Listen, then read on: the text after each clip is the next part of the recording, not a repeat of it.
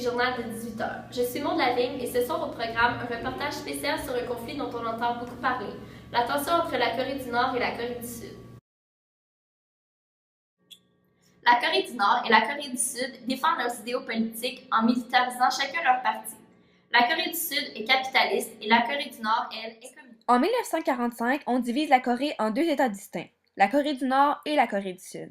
Le 15 août 1948, la Corée du Sud, soutenue par les Américains, déclare son indépendance et se proclame République de Corée.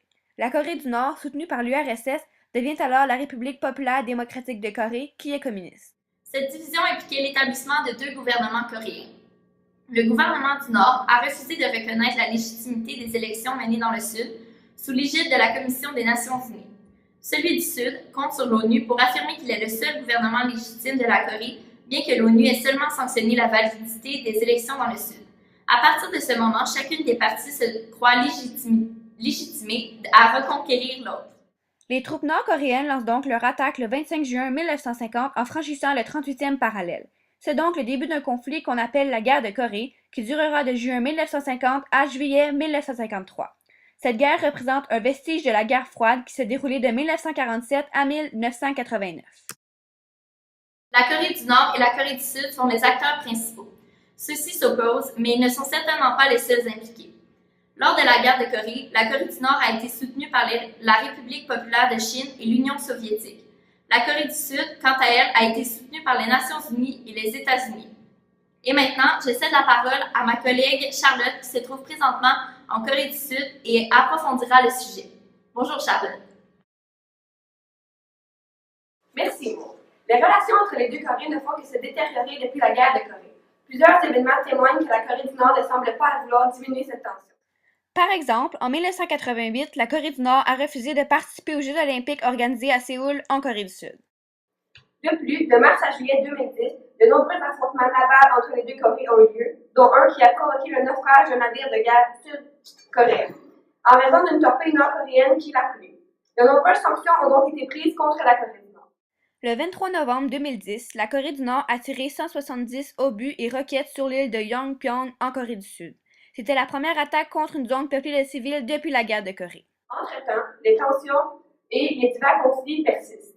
En 2013, la Corée du Nord a annoncé sa décision officielle d'entrer en conflit avec la Corée du Sud. Depuis, de nombreux affrontements navals persistent. La Corée du Nord procède aussi à de nombreux essais militaires ainsi que des essais nucléaires. Elle utilise cette arme nucléaire contre son ennemi, la Corée du Sud. Merci Charlotte. Maintenant, les tensions entre les deux Corées ont eu plusieurs conséquences et plusieurs répercussions, autant sur la Corée du Nord que sur la Corée du Sud. Il y a eu des conséquences économiques, politiques, sociales et des conséquences sur le plan international. En premier lieu, voici celle en Corée du Nord.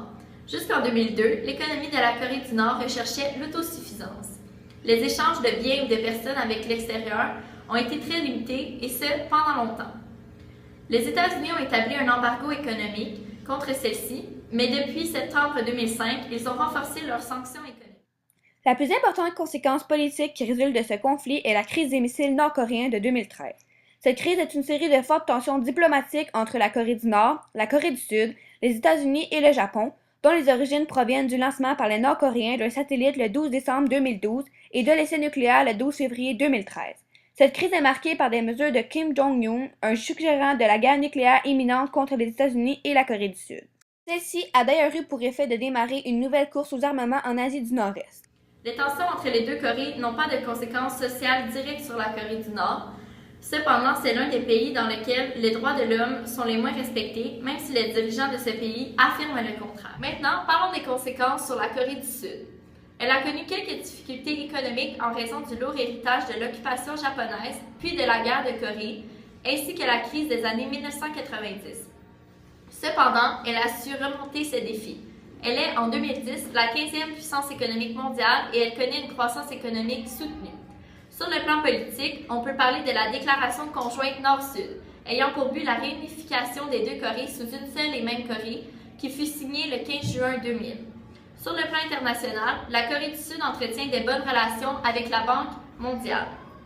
C'était un résumé des nombreuses conséquences des tensions sur les plans économiques, politiques, sociaux et internationaux des deux Corées. Merci et à la prochaine.